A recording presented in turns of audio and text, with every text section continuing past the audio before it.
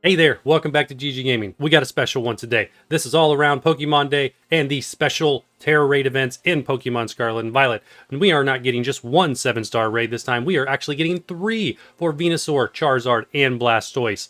Gonna be super cool. We're gonna go through the Venusaur today, all the details you need to know about that, how the flow works, how the battle works, and all that to best set up your teams for success. So stick around and let's get to it.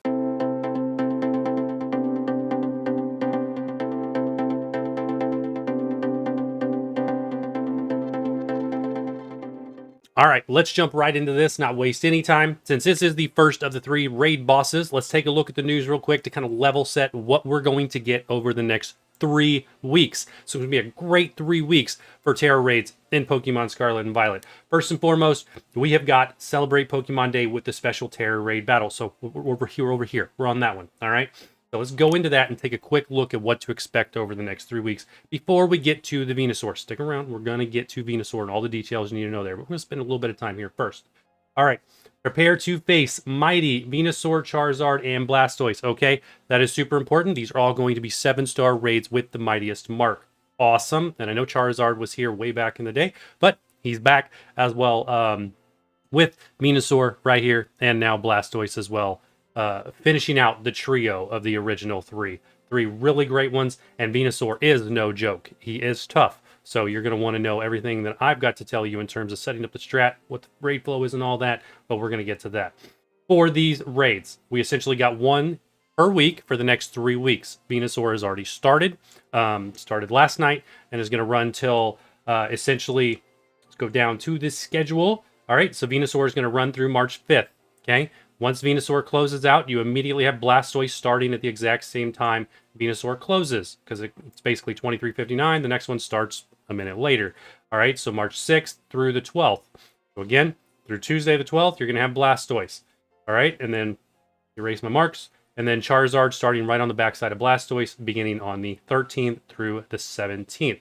1 week each to do all of these. So you're going to want to check out my videos. You're going to want to check out the solo guides. Because if you want to be able to solo these, or if you don't have online access, you're going to need to be able to solo these and want to be able to catch them. And we do have strats for Venusaur already set up. So let's get to Venusaur.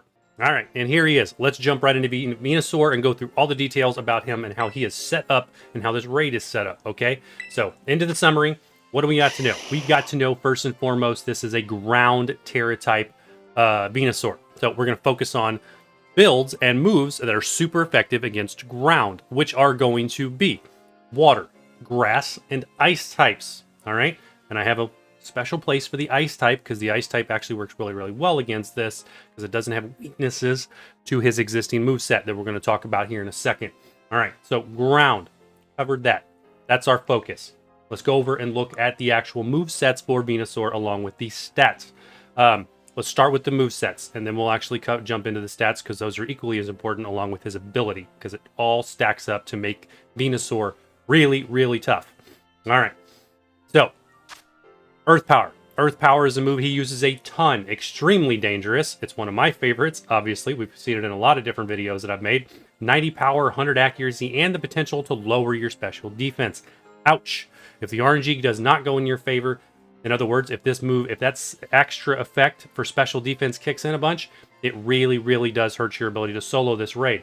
All right, next down the list, Sledge Bomb. Sledge Bomb, again, 90 power, 100 accuracy. They give him huge hitting moves, hard hitting moves, and may poison the target. This should be like, and will poison the target because it takes effect a ton. I honestly think this Venusaur has got a larger than standard boost on Sledge Bomb for the poison, because it takes effect almost every single time it hits me. It's absolutely crazy. Might just be my bad luck, but I do think it actually is boosted. I can't prove that, but we'll see when we go do the showcases how much it actually takes effect in our live video.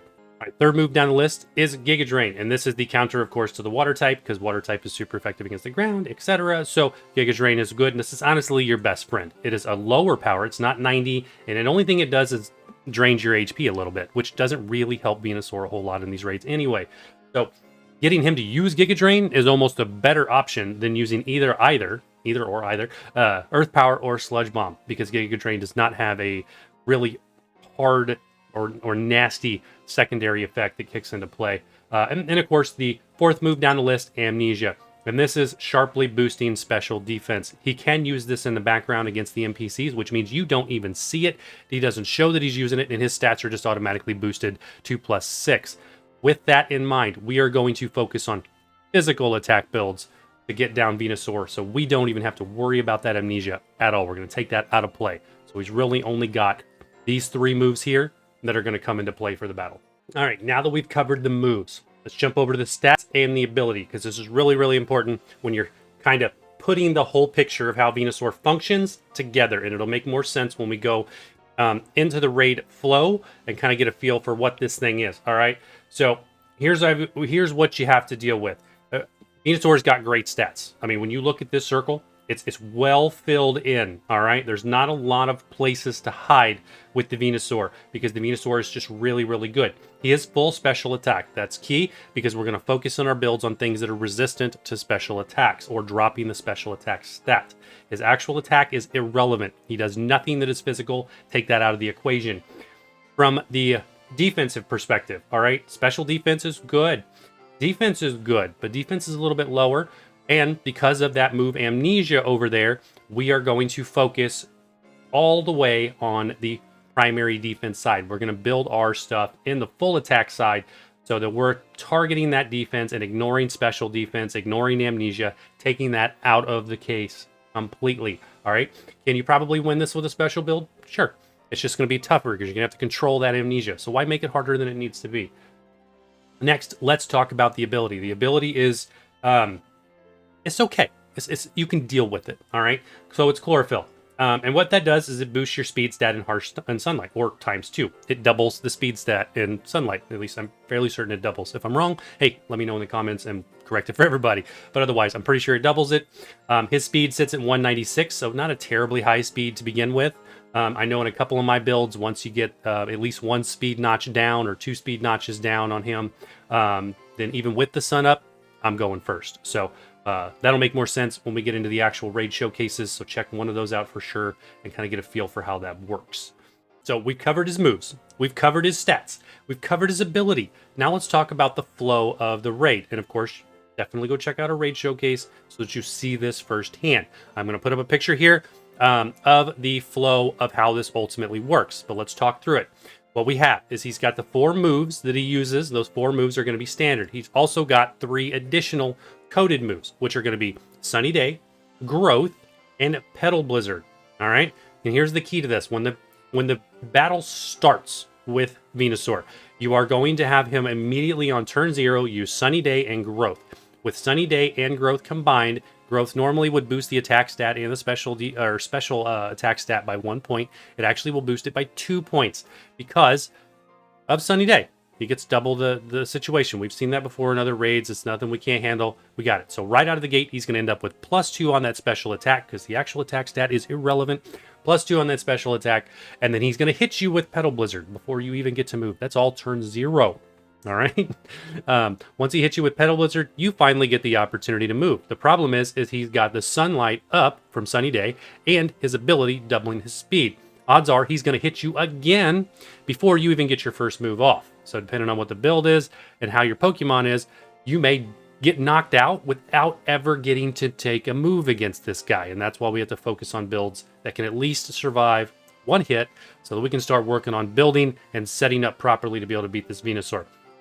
After you get through turn 1, all right? So let's say turn 1, whether you get knocked out, don't get knocked out, etc. The next things to look for in terms of what's going to happen in the raid is he's going to clear your stats somewhere around the 85% time rating remaining, which is going to be pretty close to that turn 1 or turn 2. If you get knocked out in turn 1, he clears your stats automatically because the timer takes a big chunk, etc. So you're going to look forward to that. It's kind of the next piece. After that, he's going to clear his own stats around 80% HP. So that's HP based versus time based. 80% HP, he will clear his own stats. So we do not want to focus on debuffing Venusaur.